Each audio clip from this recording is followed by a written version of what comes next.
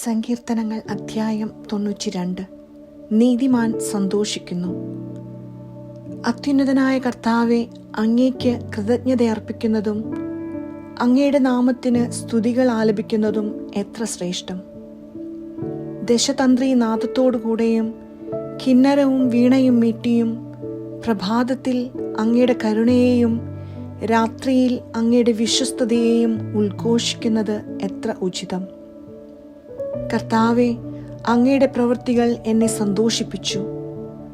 അങ്ങയുടെ അത്ഭുത പ്രവൃത്തി കണ്ട് ഞാൻ ആനന്ദഗീതം ആലപിക്കുന്നു. കർത്താവെ, അങ്ങയുടെ പ്രവൃത്തികൾ എത്ര മഹനീയം.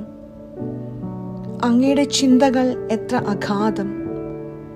ബുദ്ധിഹീനന് ഇത് അജ്ഞാതമാണ്, ഭോഷന് ഇത് മനസ്സിലാക്കാൻ കഴിയുന്നില്ല.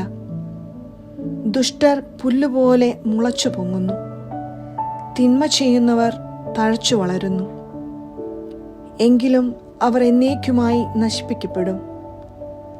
കർത്താവെ, അങ്ങ് എന്നേക്കും ഉന്നതനാണ്. കർത്താവെ, അങ്ങയുടെ ശത്രുക്കൾ നശിക്കും, ദുഷ്കർമ്മികൾ ചിതറിക്കപ്പെടും. എന്നാൽ അവിടുന്ന് എൻ്റെ കൊമ്പ് കാട്ടുപോത്തിൻ്റെ കൊമ്പുപോലെ ഉയർത്തി. അവിടുന്ന് എൻ്റെ മേൽ പുതിയ തൈലമൊഴിച്ചു. എൻ്റെ ശത്രുക്കളുടെ പതനം എൻ്റെ കണ്ണു കണ്ടു. എന്നെ ആക്രമിക്കുന്ന ദുഷ്ടരുടെ ദുരന്തം എൻ്റെ ചെവിയിൽ കേട്ടു. നീതിമാന്മാർ പന പോലെ തഴയ്ക്കും, ലെബനോനിലെ ദേവദാരു പോലെ വളരും. അവരെ കർത്താവിൻ്റെ ഭവനത്തിൽ നട്ടിരിക്കുന്നു.